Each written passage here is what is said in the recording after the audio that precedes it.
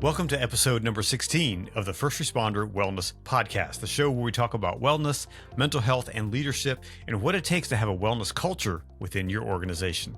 My name is Conrad Weaver. I'm a filmmaker and podcast host and the director of the award-winning film PTSD 911. And I'm so glad you decided to join us today. Today on the show, I have a conversation with Kenny Schroeder. Kenny is a firefighter and paramedic down in Kentucky, and he's a part of a regional peer support network. We talk about what it takes to have a healthy career as a firefighter and what it means to win as a first responder. You know, sports teams spend a lot of money on their athletes to help keep them healthy and strong and to help them be able to win. But what does that mean for your agency? So what is your agency doing to help you be able to perform at your very best? Are the life choices you're making enabling you to achieve the win? These are some of the topics we discussed today on the podcast, so stay tuned. Hey, I really appreciate you listening to the show, and there are a lot of great podcasts out there, and so I appreciate you listening to this one. If you could do me a small favor, please take a minute to write a review and leave a rating on Apple Podcasts.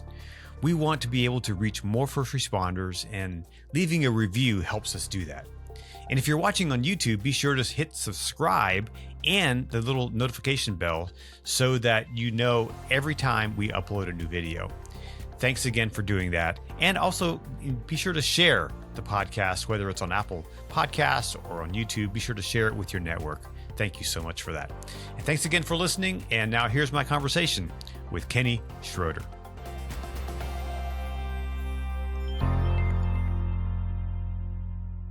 Well, Kenny, welcome to the First Responder Wellness Podcast. Thanks so much for joining me today. Good morning, Conrad. Thank you for having me. It's a pleasure to be here. Yeah, so tell us a little bit about who you are and what do you do? Yeah, absolutely. So, like I said, my name is Kenny Schroeder.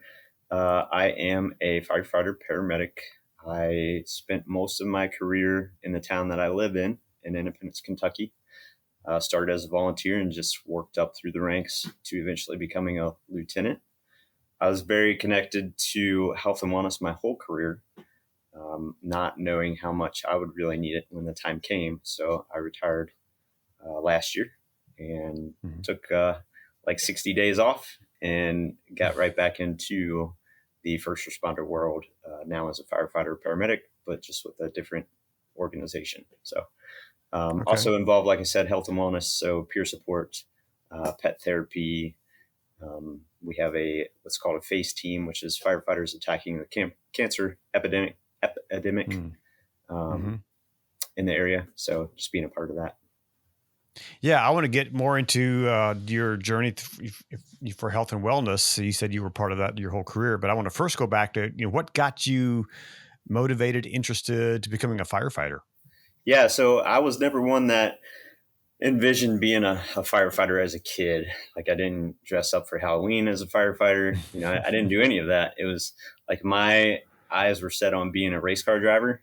And I'm like, all right, that's what I'm going to be. That's always what I wanted to be. So as I progressed in age, it was like, well, that's, probably not very realistic. I have to have a backup plan. So my backup that's plan, something I've always wanted to do as well. So I wanted to race cars. Yeah. In fact, I told my wife recently, I said, hey, if you ever want to give me a great birthday present, take me to the Indy 500 and let me drive one of those cars around the track, Yeah. So funny story. I actually did that. Really? Later in life. So, Okay. This was probably, I think it might've been for like my 30th birthday or something like that my wife got it for me to go to the Kentucky Speedway and drive one of the Richard Petty experience cars. And nice. I thought it was cool. Like it was pretty awesome. But as I started doing it, I feel like I'm going fast and I think my top speed was like 80 miles an hour. So truly not meant to go super fast in a race car. So, it all works out for a reason. And probably maybe because you've seen some stuff, along the way. Yeah, right? That's absolutely accurate. Yes. I know the dangers of going fast, and they don't usually end well. Sure, exactly. Yeah. Although the race cars are built to kind of take some of those impacts a little better than our consumer cars. So they are. Yeah. But yep, for sure. So so you chose the firefighting career. So tell me about that. So I feel like the firefighter career kind of chose me. Like I just kind of followed this path of, it was in my senior year of high school. We had to do a service project just as part of that senior year. And instead of doing things like everybody else was doing, which was going to like the food pantry and helping out there, helping the homeless, I wanted to go learn how to do CPR. So I went to my own community fire department, Independence, and I said, teach me how to do CPR. And they're like, okay. And it was the moment I set a foot in that door that I was like, man, this feels like family. This feels like home to me. And from that point on, I was in it, and it was in my blood. And so I learned how to do CPR. Shortly after that, we didn't have like a cadet program or a junior firefighter program there. It was just, once you were 18, you could be a volunteer. So as soon as I hit that mark, my 18th birthday, I signed up to be a volunteer. I went to EMT class the next year as part of college. And at the same time, I was also going for an education on being a mechanical engineer because I just loved like the hands-on science stuff. So doing both at the same time. And I actually met my wife in EMT class too, which is a whole nother story. But doing both at the same time, we ended up getting married in September of 2001, September 8th, 2001 to be exact. I had graduated college as a mechanical engineer, went to work for Procter & Gamble full time, and still being a volunteer on the side. So we were on a honeymoon during 9/11. And that was just where my life took a shift. I was working a great job. Like I loved doing what I did at Procter & Gamble, but I just couldn't fathom the idea of having this other skill set of saving lives and there potentially being a need in my own hometown. So I had the opportunity to test for a full-time position at Independence, and I took that test and made that transition from Procter & Gamble to a full-time career in firefighting. And so I did that. Along the ways, I became a paramedic. So I've been a paramedic for 17 years now. And that was something like I couldn't stand, like needles, couldn't stand the sight of blood. So to do something like that, it was way outside of my usual area of expertise. But come to find out, it's like I can't stand the sight of my own blood, or I can't stand needles coming at me. If it's somebody else, not a problem. So did that. Again, I was very connected to health and wellness. So anything I could bring to my own department as far as nutrition, fitness, definitely peer support. Was that unusual back then in that time?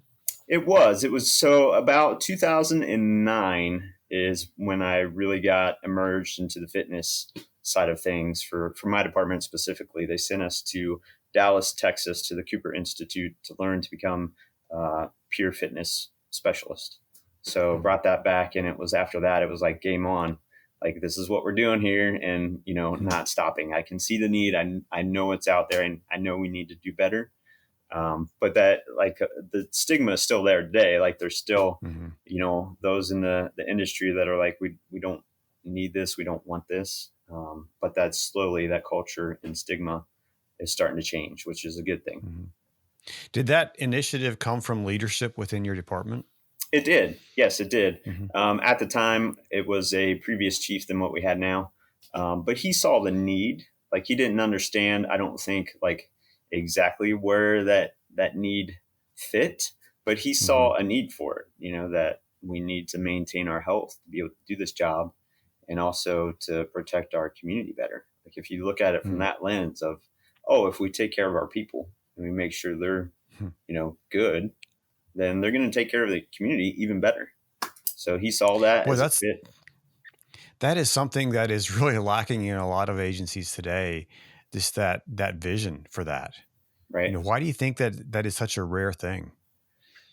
Because it's kind of a business, I think. And, chiefs and administrators have a lot on their plate to look at. And, not only is it making sure we have the apparatus, making sure we have the people, making sure that everything is aligned the way it's supposed to. I just don't think it's on everybody's radar that, hey, we really have to take care of our people, as well. As sometimes it's just treated as a number or a product or, whatever it may be. So I just don't think it's on a lot of radars yet. And that's the one thing we're working hard to try to change and Mhm. shift is like, hey, this needs to be on your Mhm. radar. So, I think just from my outsider perspective, looking at a sports team, for example, mhm, you know, I mean, Cincinnati Bengals, they're, if you like them or hate them, they're really committed to having healthy athletes on the field because they want to win, right, right? right, So they are going to spend money to keep their athletes healthy. They're going to buy them the best equipment to train, and they're going to hire the best coaches to instill healthy lifestyles. They're going to buy help with, they're going to get nutritionists to come in and do everything to get these athletes in the best shape they can so they can win. And I think sometimes that perspective of winning is perhaps not what first responder leaders think about. But to your point, you guys saw your chief saw the need to have healthy first responders so that you can serve your community better. That's a win, right? What needs to happen to have that mind shift, that of a winning mind shift within agencies? yeah. It's funny you bring that up because I struggled with that for a while about this whole thing of winning. What Mm, does a win look like? Because that is our mindset every day at work. Like mm, we don't like to lose because when we mm. lose, lives are affected. Lives are either Sure. lost or somebody loses their property or something like that. So we have this mentality of we want to win every day, every time we go out the door.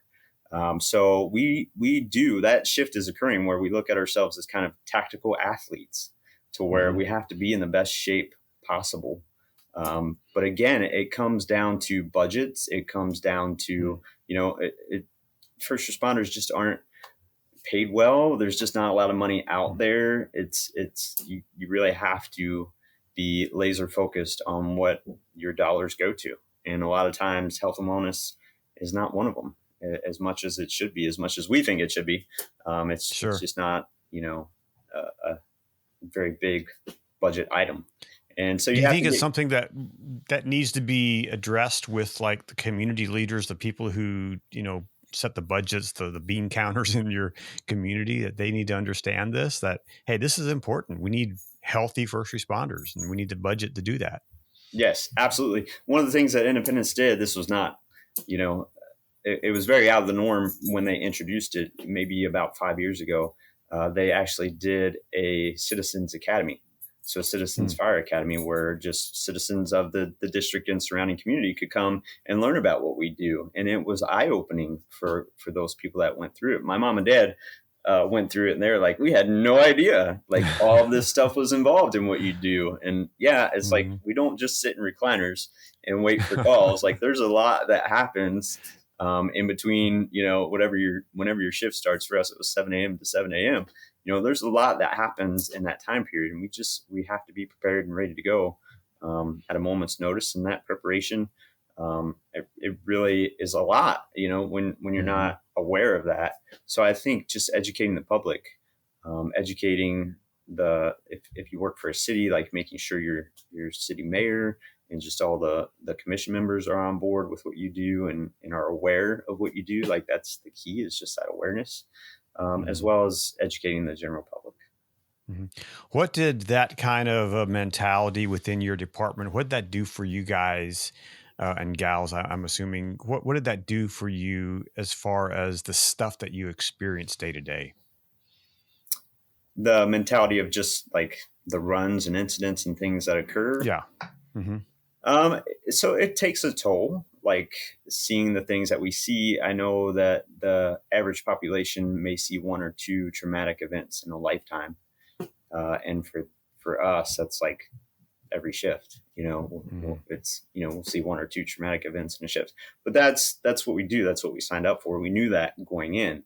I think that we didn't realize how much of a toll that takes. Like it's just a lot to have to put on your shoulders and carry throughout your career if you're not aware of that toll that it takes, and in very positive ways to help yourself and care for yourself, we a lot of times turn to things that aren't so helpful, in ways to just what we think is taking care of ourselves just by taking on additional roles or additional jobs or stuffing it all in or turning to other substances to help us through those times, not getting enough sleep, whatever it may be.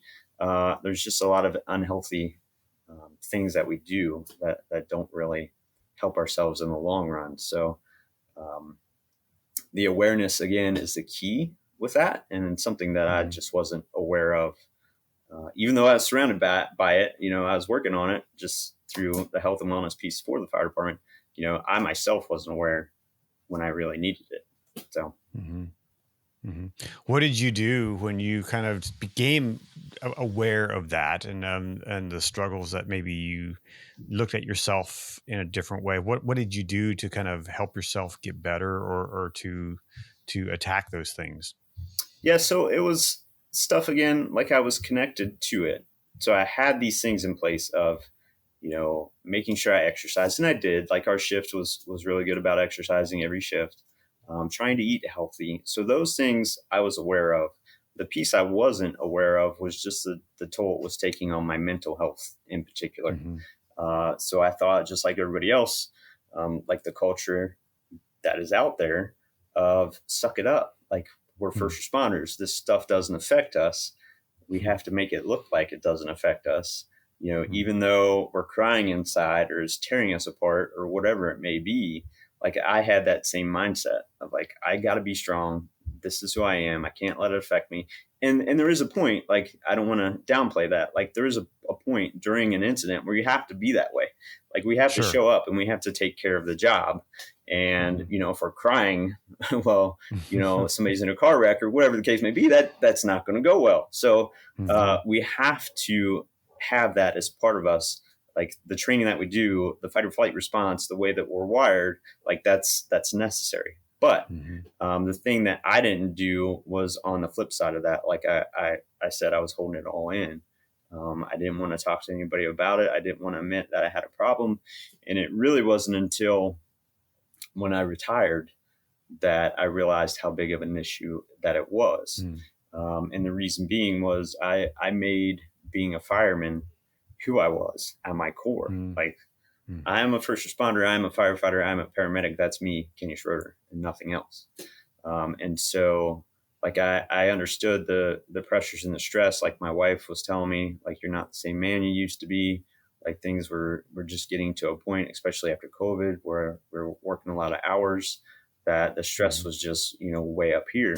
And so when I was eligible to retire after 20 years of being with the same department in the Kentucky system, I was like, yeah, maybe that's not a bad idea. And my wife was on board with it. She was like, yep, let's go ahead and do this. And that way, you can go on to the second chapter of life, whatever that looks like for us. So at that point in time, I really didn't know what it was. Like I know in the state of Kentucky and across the country as a whole, like we are desperately in need of first responders. So I knew, if nothing else, I could get back into the system, and still be able to be a part of this. But what I didn't expect was when September 1st came of last year and I officially retired, like I was cut off from my department. Like emails stopped, runs stopped. The connections that I made stopped. Like I was no longer that firefighter paramedic for the city of Independence. That feel like a big loss to you? It was, yeah. And like I said, I made that who I was. So it was huge. Like I lost my purpose. I lost my connection. I fell into depression, a very big depression. I was using alcohol. Like I was always a social drinker, but I was using alcohol every day just to help numb those feelings. Like I just didn't want those feelings to be there. And so it was just a spiral to a very, very deep, dark place that I wasn't sure what was going to happen. So thank goodness, thank God, I had people around me. I had my wife. I had a good friend, Phil Hall, that I do a lot of this work with. I had a couples counselor. She was like, you need to do something. Like, this is not working in your life right now. Like, we need to figure this out. So my couples counselor recommended Center of Excellence. And I thought, that was definitely a solution. It was something I could do. But the thing that I didn't like about that option was it was just extended. Like it was at least 30 days of being away, like far away from my family. I have 4 kids, that I love, and, of course, my wife and the rest of my family.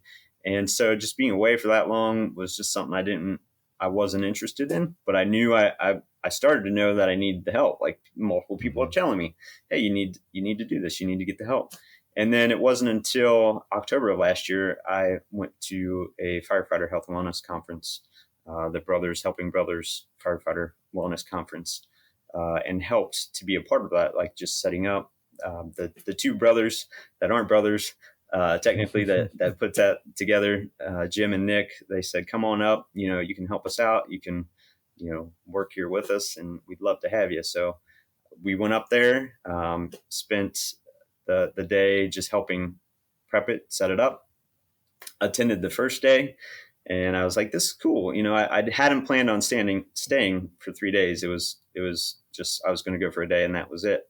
Well, after the first day, I was like, oh, maybe I should stay. This is a lot of great information. And so day 2, the keynote for day 2 was a guy by the name of Jake from Save a Warrior. If you don't know Jake, if you never met Jake, yep. He's a very passionate man. And so he keynoted us, and I was like, holy shit, this guy's telling my story. Like he is, how does he know my life when I've never even met him? And so the whole time I'm thinking, yeah, this is great. Like I need Save a Warrior. But I myself didn't have the courage to speak up when it was time.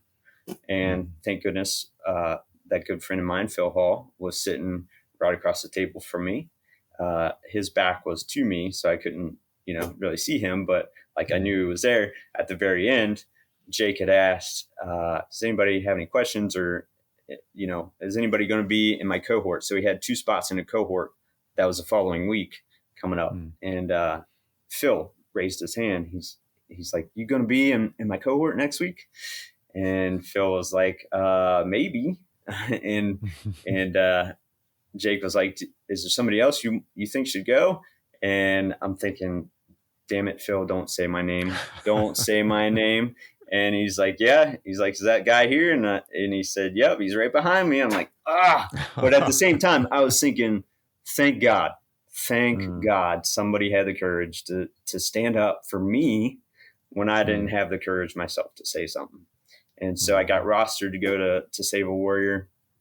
Went the following week. And it's funny that we're talking today because it was actually a year ago today. That was day 1 for Save a Warrior for me. And that whole event, just life-changing for me in particular, and life-saving as well. So just an amazing experience. I'm so grateful for, like I said, the friends and family around me that got me the help I needed, and also the men and women that are behind Save a Warrior that make that possible for first responders and military. Yeah, I've known quite a few people. Actually, 2 of the 3 main characters in my film went to Save a Warrior.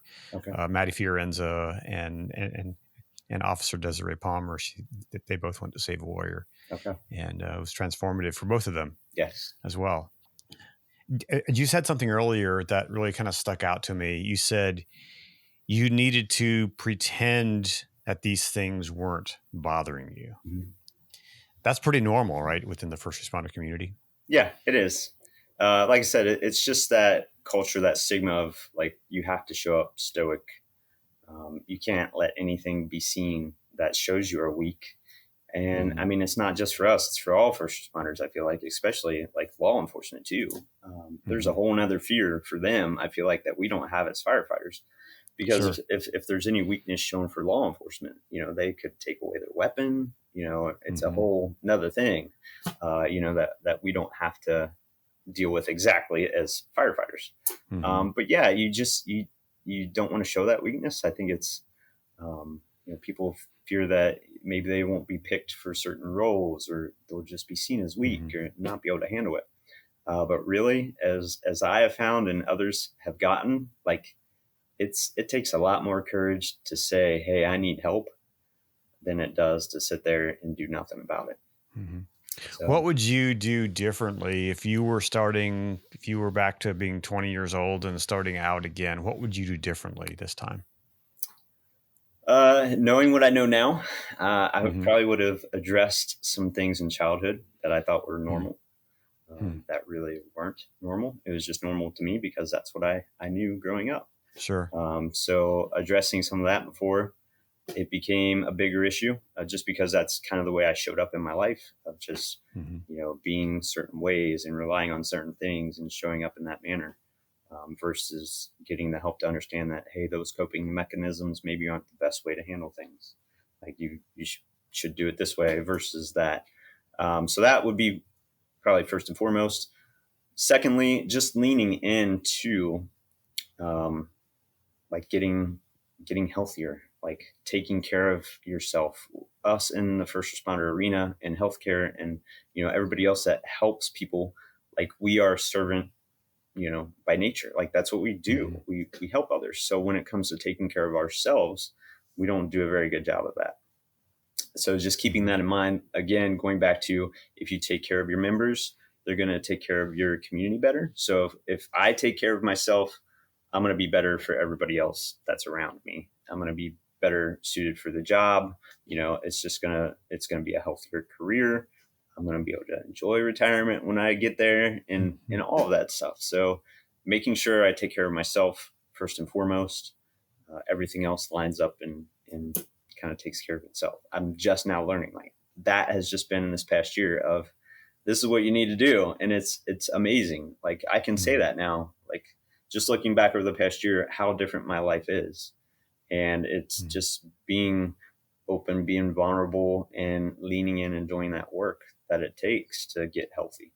It's hard work, Hmm. and I can Sure. understand why people don't do it. Like it can be terrifying too, to look really Hmm. deep inside yourself and look at those pieces that you didn't ever want to look at, and you thought made you weak, or whatever the case may be. Like it's Hmm. tough to do. It's the hard things in life that give us the most education, right? Absolutely. It's those things that we struggle with that can teach us the most about ourselves, about life, about humanity, about and and and then it's the hard we have to go through the hard things if we want to get better. Hmm. I mean, it's kind of a cliche, but it's like, it's like a diamond doesn't sparkle unless you have to polish it. You have to take some of it off, take some of it away, for it to really to be shiny and bright. Right. And so that's painful. Yeah. Yeah, it absolutely is. And that's where I found like the biggest growth in anyone is during that struggle. And looking back on my life, I know that everything had to set up that way to get to the point where I am now. And it Mhm. wasn't the prettiest way. It wasn't happy times all the time, but I had to go through that to get where I am now. And that's the biggest piece I can tell anyone that's struggling is like, it's gonna suck. Like it may suck today, it may suck tomorrow, but in the long run, if you just hang with it and work through the growth that happens because of it, like you're gonna be in a much better place. Mhm. And how do these things affect family, and what needs to happen to help family members, spouses, kids to deal with some of these things that you experience? Yeah, that's a tough question. It's a tough solution as well.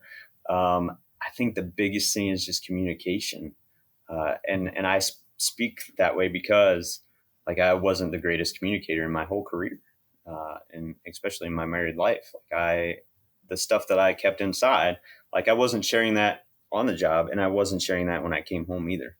I just felt Mhm. like I was protecting my family by not sharing those things that kind of haunted me or that I struggled with, and they were better off for it. Well, that's not the greatest way to handle things. You can't just Mhm. say, I'm fine when things aren't fine. They really want to know what you're struggling with. And I don't think we give enough credit to our families about the Mhm. strength that they have, because they are stronger than we think they are. So just making sure they are aware of the support that is out there for them. One of the cool things I had the opportunity to do this year was to go to a place called Project Sanctuary, an organization that provides family retreats for first responders and military. And just it was a time to just get away and be with your family and just enjoy that time without anything outside. There wasn't any part of the job. There wasn't any outside stress that we had to worry about. Like they provided your lodging, they provided the meals and everything. And there was an educational component on top of that. So my spouse and I were getting the education. My two youngest kids were getting a little bit of education and meeting some lifelong friends in the process. So they still talk to the kids that they met during that retreat. So that was awesome. So just being open to all of those possibilities, making sure you share that with them, because we don't do a very good job of sharing that. Like, speaking for myself, but we typically don't do a very good job of sharing that. So anything out there, if it's like a spousal peer support as well, I know that's one thing our peer support team has talked about for a while, is providing that resource for spouses and families, of just having another connection, another outlet of like-minded people that, if there's an issue that comes up, they have somebody that they can talk to, and not that, maybe they need, or they'd be able to get this solution right away, but it's just talking to somebody that may be in the same situation and making it, normalizing it and saying, yeah, like, we have to put up with a lot of stuff, and sometimes it sucks, and this is the stuff that we get when our significant others come home and they have a rough night on shift, or whatever the case may be. The thing that, as first responders, I never realized was that my wife can have a tough day at home too, and so when I walk in the door, I'm not maybe seeing that. I'm just seeing whatever's on my brain, whatever I experienced, not realizing that, hey, things might have been crappy here at home too. And so just having that understanding, knowing that we're a team, knowing that we can help each other out, like, it's so big. But communication would be first and foremost, just keeping those lines of communication open, and not judging. I know that's hard to do, because I've been guilty many times of judging whatever the situation may be, but just, being empathetic, and, meeting them wherever they're at too. That's been the one thing that I have found now that I'm back in the fire service as a paramedic. I tell people all the time, I'm like, I feel like I'm a better paramedic now than I ever have been. And it's certainly not because my skills have gotten any better. As we get older, like, it's not as easy to get those IVs, or, those airways, or whatever the case may be. It's just because I'm more empathetic. Like, I see now that any run that we make, it's another human being. And if I show up as a human being, treating them like a human being, it just works so much better. I meet them where they're at and just help them. I'm like, hey, I'm here to help you. It's not about anything else. Like, I don't care what got you to this point. I'm just here to help and listen and do whatever I can to make your life better in this moment. So if we take that back home to our families, it just works wonders as well. Yeah. Wow. So you ended your first part of your career as a lieutenant. You were a leader in your agency. What would you like other leaders to understand about mental health and wellness? Just that it's a need. Like, we have to take care of our members and be willing to do whatever is necessary to help them. If that's education, I think that's the first point, is like being educated about what it is that could happen, like what it is they could need, what the resources might be, like just that education. Like, if there's one thing you can do, that's it, like, to start off. But then being supportive outside of that, like understanding that, again, we are humans, and yes, we got to do this job that we sometimes have to put things aside, put our own feelings and emotions aside to do. But at the end of the day, like, this is going to affect them, and you have to be ready to handle that. So having that understanding, that education, that, maybe they don't know what they need, and being kind of that pillar of like, hey, I understand what you're going through. It may suck. I may not be able to identify wholly with it, but these are some things that may help you. And so just being supportive and not like critiquing on maybe they show up late one day because, they overslept because they didn't sleep the night before, because it's all, on their mind and hitting pretty heavy. So just being understanding that those things may occur, and it might not just be because, they're lazy or whatever you may think it is. It could be something significant like mental health. Um, being a leader by example also. So like making exercise, making nutrition, making your mental health as a leader be a priority for you, focusing on relationships and building those relationships, and just, again, being supported. So if you can do that as a leader by example, it's just going to be a downhill, you know, pass it on to the troops type thing of saying, oh, this is how they're showing up. That's important. I probably need to do that in my own life. Mhm. I've talked with people around the country. In fact, this past summer, I forget where it was, but we were in an area and I was talking to a firefighter, and he said that, yeah, we're just waiting for our chief to retire Mm. so that we can start doing something. So, what if someone's like in a position where they know they need to work on this, but the upper management isn't really on board? What can they do? So I've seen like the biggest power in those grassroots moments of like, even though administration is not on board with what you want to do, you can still do some of this work. Like you can still start it, and it can be, you don't have to have the bugles on your collar to kind of be that leader. You can just be one of the men, and again, just show up by example of like, hey, this is what I found. Like I went to this conference or I took this class, and it was really helpful for me, and just passing that on to your crew. um, some things I love to do that are part of our firehouse culture now where I'm at is like yoga. So bringing in yoga and just saying like, I know, maybe this is something you never thought you would do in your entire life, but like I've tried it and it works for me. So, I just want you to experience, see if you like it. And if it works, then take it. And if it doesn't, just leave it. Like it's not for everybody. So just doing things like that. Again, it could be like sharing a fitness routine that you do. Maybe some other guys may like that. So just being open to sharing that. Cooking, if you're big into eating healthy. Um, Again, not everybody's going to like eating fruits and vegetables or healthy things instead of the pop or the chips or whatever the case may be. But just again, taking the time to say, hey, this is what I'm doing. Maybe it'll work in your life. Like these are the benefits I have found. And just me personally, a coworker of mine and I tried a plant-based diet a couple years ago, and it was his suggestion. I was like, I wasn't used to anything like that ever before. I was like, eating plant-based, it doesn't sound very tasty. But we did the research. We actually did it on shift. There were only two of us at my station.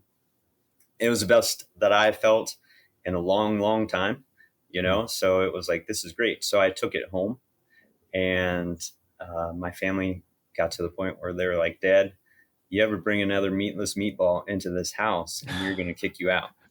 So I understand, like, it's not for everybody, but I think just being open to trying new things is pretty neat to do. And, you'd be surprised what is out there, that you maybe never thought about that really is beneficial. So just being open to those ideas.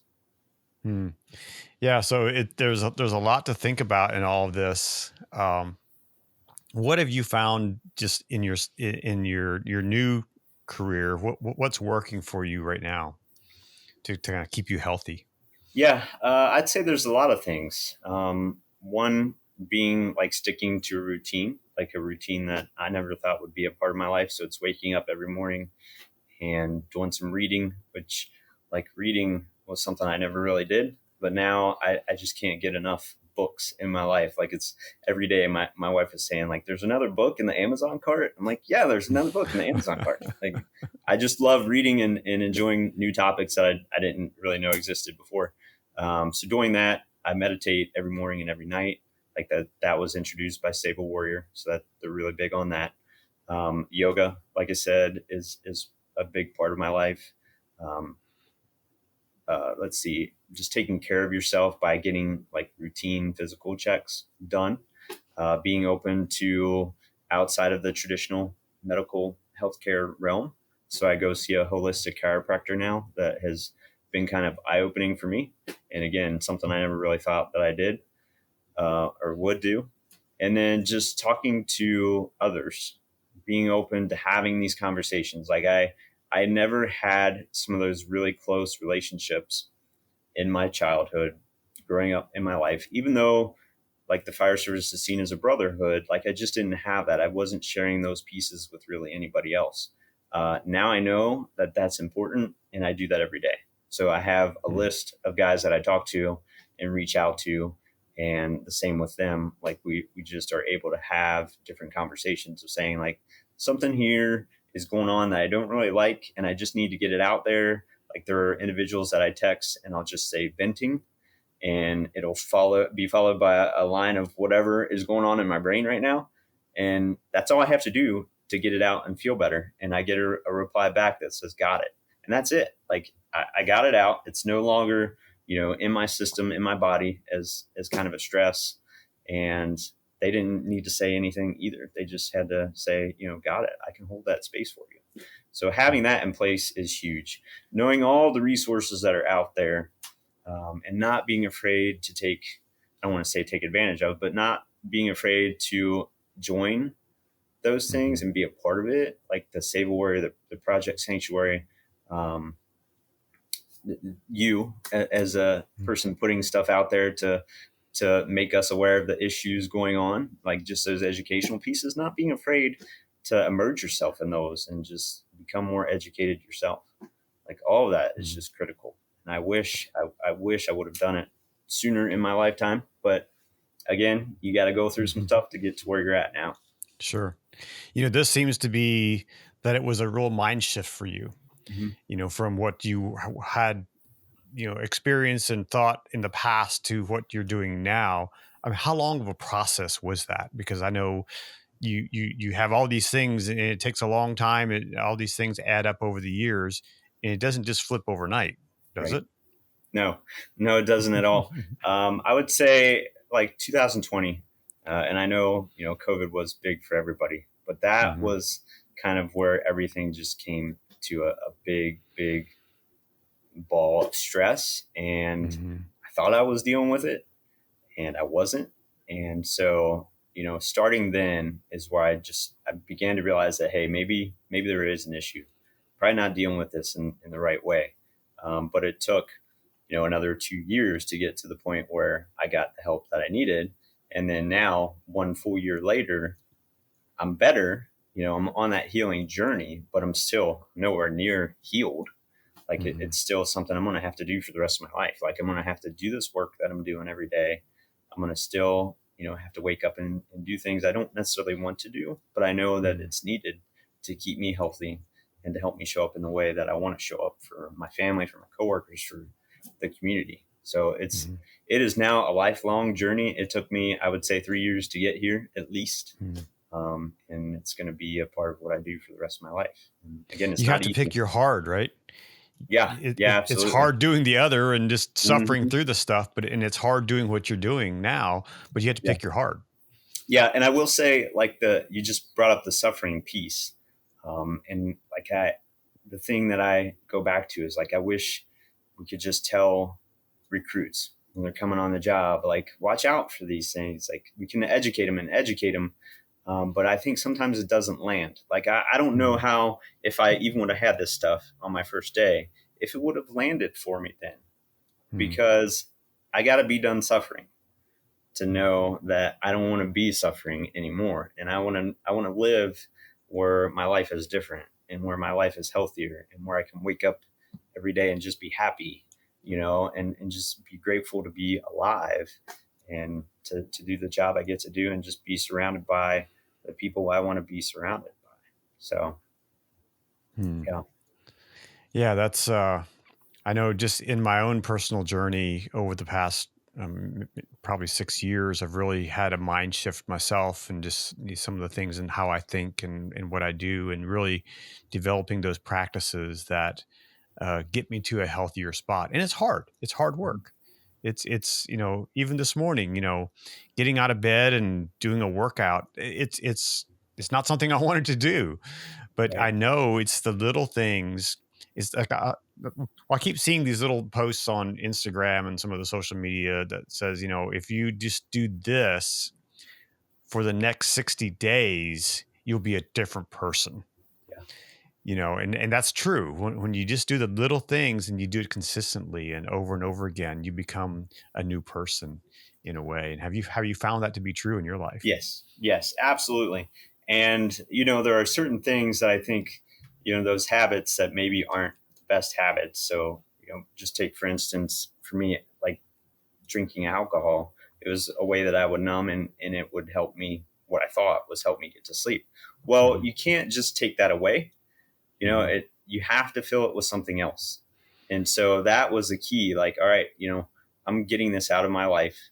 I don't need it. I don't want it.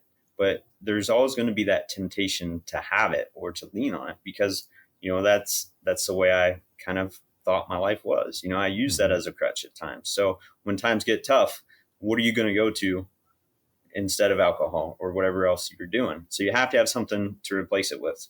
And I think once you start building those things, like, even though you don't want to do it, like, maybe I didn't have the best night of sleep, I don't want to get up early and work out, or I don't want to get up and meditate. I'd rather sleep. Well, when you're taking the time to do those habits that you don't want to do, it gives you that discipline to just keep doing it. And when you do that for 30 days, 60 days, 90 days, it just builds it as a habit. And then before long, it's just part of your routine, part of who you are, Hmm. and just helps you really take on the tougher things as well. Like, you can say, oh, I didn't want to do this then. I did it anyway.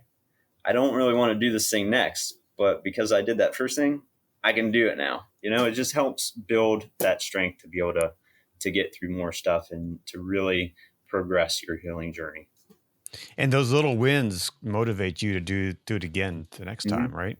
Yes, absolutely. Just like making the bed every morning. I know Hmm. that's been out there for a while. You do one thing first. Maybe it's making your bed.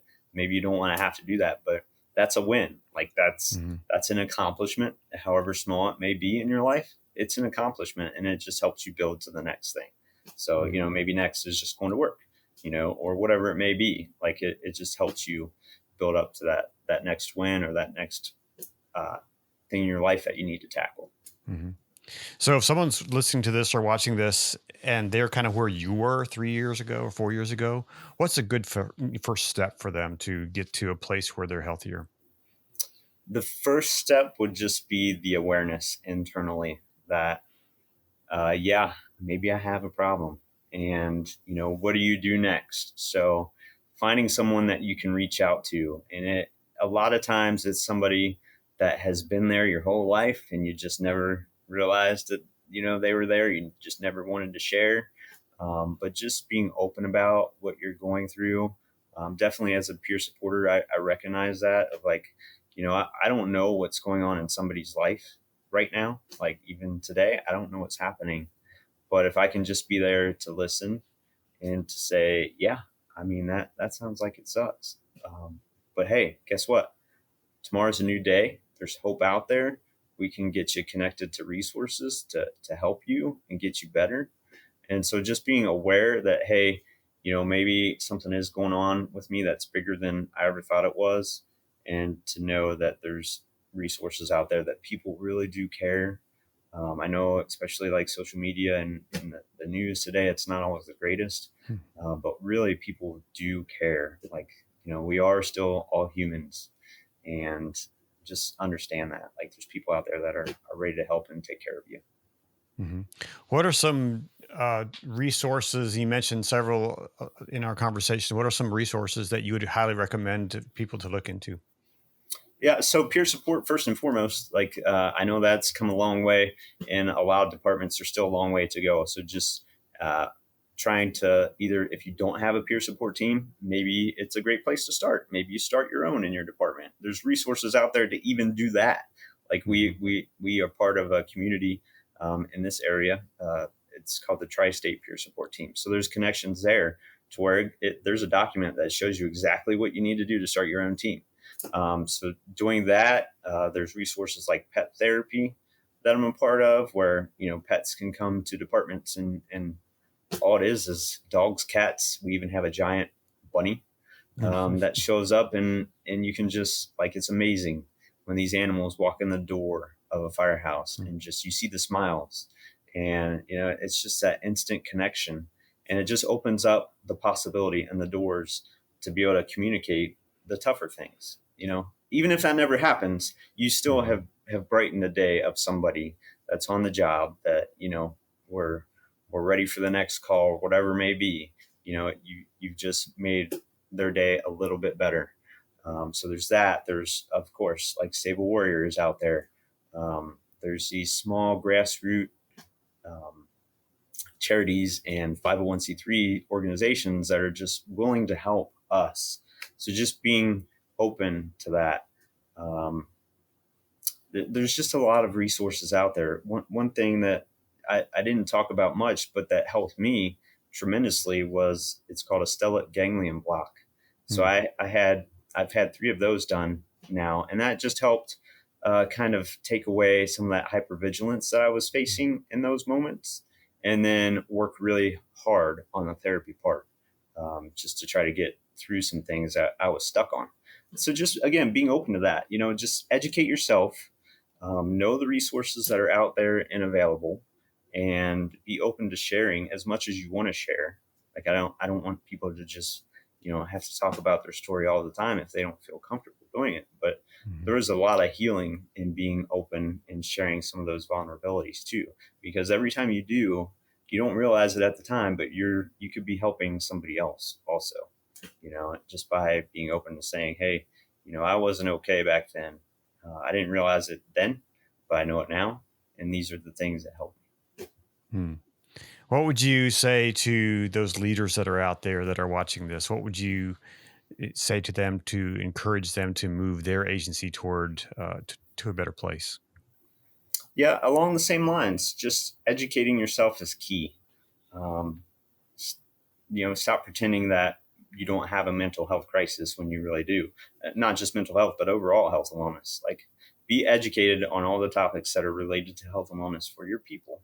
Because if you take care of your people, I promise, like, your people will respond, and they will take care of your department and your community better than you could have ever imagined. So just being educated on that, being open to any changes you might have to change in your department. Like, I know it's going to be tough. Like, some things may be really hard to do, especially when you have to look internally at yourself. But again, I promise you, it is worth it. Like, just being open to that education, those opportunities, those areas of change. It's going to be worth it in the end. Your people are going to respect you more. I promise. They're going to respect you more by being open and wanting to get them the help. Awesome. Well, Kenny, thank you so much for sharing your story today and for sharing your insights and wisdom into this whole issue of mental health and wellness. I really appreciate it. Yeah, thank you, Conrad. I appreciate what you do for bringing this to everybody out there listening. That, like I said, that's the key, is just educating and getting the word out there for what we do and what the kind of things that we face and ways that we can be healthier. So thank you 1,000 times for what you're doing for us. Hey, thanks for spending time with me today on the podcast. And I thank all of you who have taken time to leave a review. I really appreciate that. And please remember, you are not alone. And if you need someone to talk to and don't know where you can turn, dial 988 for help. Until next time, be well, take care of yourself and those around you, and go out and do something great in the world.